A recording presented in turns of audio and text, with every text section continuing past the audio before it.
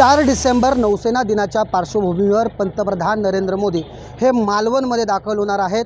त्यांच्या शुभ हस्ते राजकोट येथील छत्रपती शिवाजी महाराजांच्या पुतळ्याचं अनावरण आहे ते या ठिकाणी होणार आहे आणि यासाठी महाराष्ट्रभरातून तब्बल 6000च्या वरती पोलीस दल जे आहे ते या ठिकाणी दाखल झालेले आहे। यामध्ये 20 एसपी कॅडरचे अधिकारी आहेत, ॲडिशनल एसपी जे आहेत ते 300च्या वरती आहेत। यासाठी 500 होमगार्ड असतील, तर पोलीस अंमलदार जे आहेत ते 4500च्या वरती या ठिकाणी मागविण्यात आलेले आणि हा जो बंदोबस्त असेल हा पंतप्रधान नरेंद्र मोदी यांच्या Z+ सिक्युरिटीसाठी प्रत्येक 100 मीटरवरती एक पोलीस तैनात करण्यात येणार आहे। आणि याचाच आढावा घेण्यासाठी कोकण 7 सोबत माझ्यासोबत आहेत उमेश बुचडे, कणकवली करस्पॉन्डंट। उमेश सर, तुम्ही या ठिकाणी आज मालवणमध्ये आहात, एकंदरीत काय परिस्थिती आहे? निश्चित प्रसाद, आज आपण पाहिलं की मालवणमध्ये प्रत्येक ठिकाणी प्रत्येक नाक्यानाक्यात चौकात पोलीस बंदोबस्त आहे, Z+ सिक्युरिटी आहे।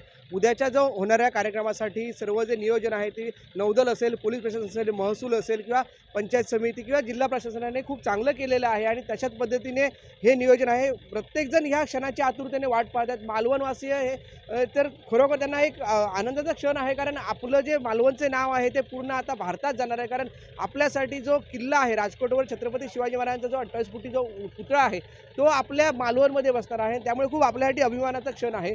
पण त्याचबरोबर जे पंतप्रधान नरेंद्र मोदी साहेब हे आज उद्या येतील आणि ह्या कार्यक्रमाला सुरुवात होतील, त्यासाठी प्रशासनाने जे नागरिक येत आहेत त्यांच्यासाठी नियोजन केलेलं आहे। तशाच पद्धतीने जे सर्वसामान्य जे गाड्या वाहतूक आहेत ती कशा पद्धतीने असेल ते व्यवस्थित नियोजन केलेलं आहे।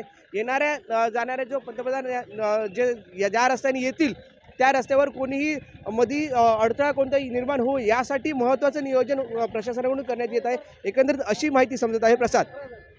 तर माझ्यासोबत उमेश बुचडे होते।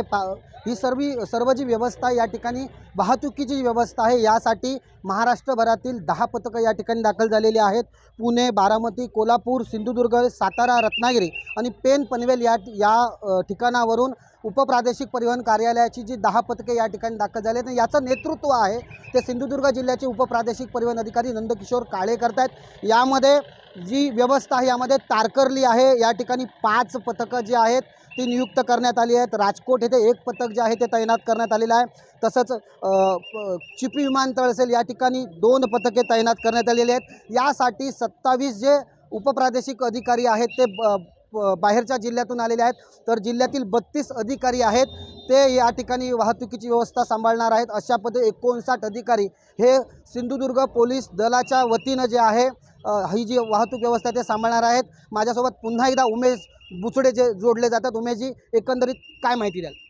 प्रसाद, एस टी प्रशासनाकडून सांगण्यात येते की 250 पैकी जास्त एसट्या ह्या प्रत्येक गावागावातून येणार आहेत आणि उद्या दुपारी 12 वाजेपर्यंत ह्या दांडी किनारी येणार आहेत आणि दांडी किनारी ते एसटीचे पार्किंग असेल की एसटीची व्यवस्था करण्यात आलेली आहे। तिथे नागरिक उतरतील आणि त्यानंतर कोणाला एंट्री नाही आहे, एकच्या नंतर कोणाला एंट्री नाही आहे, अशी एक व्यवस्था इथे एस टी प्रशासनाकडून करण्यात आलेली आहे। कारण प्रत्येकाला उद्याचा क्षण पाहण्यासाठी आपल्याला यावं असं वाटत आहे, त्यामुळे हे नियोजन एस टी विभागाकडून करण्यात आलेलं आहे। एकंदरीत एस टी प्रशासन देखील सज्ज असल्याचं दिसत आहे आणि मागील 20 ते 22 दिवस येथील स्थानिक म्हणजे पंचायत समिती असेल, महसूल विभाग असेल, पोलीस प्रशासन असेल, मागील 20 ते 25 दिवस यांनी हे अटोकाट प्रयत्न केले आहेत हे नियोजन चांगले होण्यासाठी। एकंदरीत तर अशा पद्धतीने जे आहे ते उद्या होणाऱ्या नौसेना दिनाच्या पार्श्वभूमीवर पंतप्रधान नरेंद्र मोदी यांच्या दौऱ्याच्या पार्श्वभूमीवरचं हे नियोजन आहे।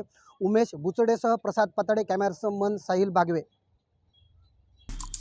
आमचे दिवसभरातले सर्व अपडेट्स, ताज्या घडामोडी आणि थेट लाईव्ह पाहण्यासाठी सबस्क्राईब करा, लाईक करा कोकणचं नंबर 1 महा चॅनल कोकण 7 लाईव्हचं YouTube चॅनल।